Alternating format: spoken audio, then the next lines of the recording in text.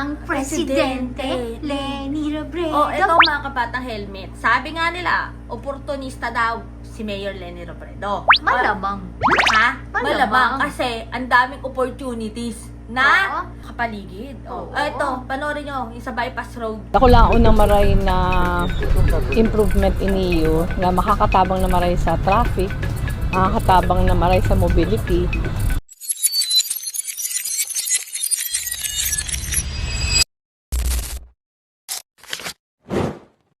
Si donated portion pati sa tuya, medyo halak ba? 20 meters.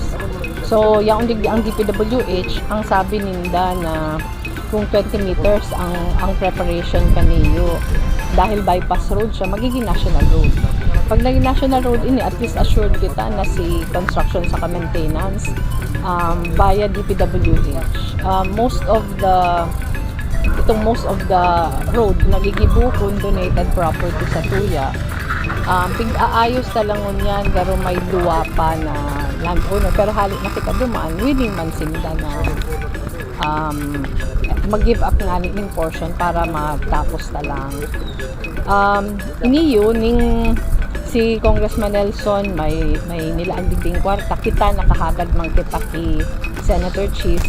So ang sa ito pagpigtarabangan ini baka mas makaskas siya matapos. Before the end of the year, substantial na si makover. Kundi kang inot kaya pag-iisip na mga 200 million tapos na siya. Pero because halagwat talaga siya tapos gustutan pagayon nun dahil major road siya, igwa pa siyang rotonda dyan sa may tahaw, tapos si mga ilaw aayusin ta. Sabi ko, di ipagtipid dun dahil ang pinaka-importante nga ni na maray na siya. Yun yung pinaka-lesson ta na di irarush, di ititipid. Ang pinaka-importante maayos si design sa kasi trabaho. Liwat man ang pinagpasalamatan kang gobyerno lokal asin ni Mayor Leni Robredo ang pamilya Crisini na dakulang porsyon kan sa indang lote ang ipinagdonar sa gobyerno lokal nga nangunyan magagamit na. Inakaulay naman ang iba pang mga lot owner na maagihan kang nasambit na tinampo. Sigon kay Mr. Eddie Crisini. O diba? Yan ang pinagkakabala ni Mayor Leni.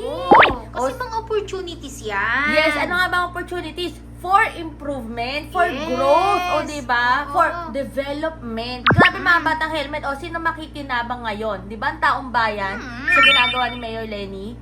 Itong mga utak talangka na to no? Hindi mo maano Pero ayan na nga.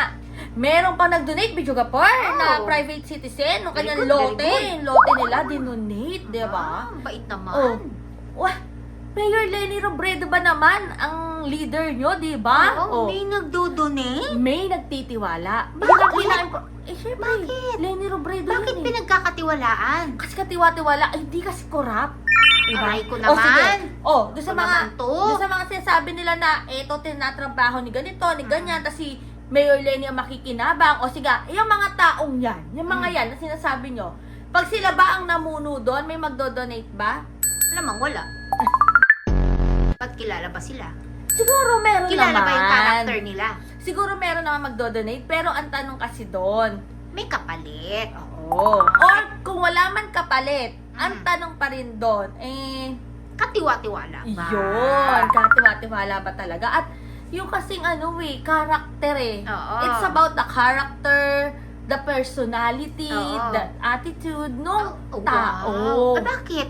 Yung persona. Bakit? Ibubulsa ba yan ni Mayora? Siyempre hindi.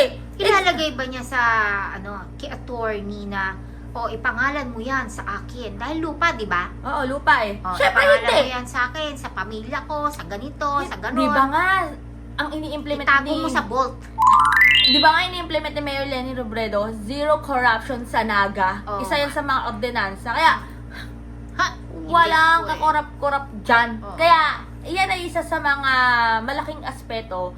Bakit pinagkakatiwalaan si Mayor Leni Robredo? Dahil nga, hindi corrupt. Walang bahid ng korupsyon. At kung sasabihin nyo na oportunista si Mayor Leni Robredo, marami talagang mga oportunidad na nakapaligid sa kanya na nag-o-offer ng tulong. O, diba? O, sino mas makikinabang? Ang taong bayan? Ito, alam mo, nako talaga. Ay, nako. Pero ayan nga. Troll?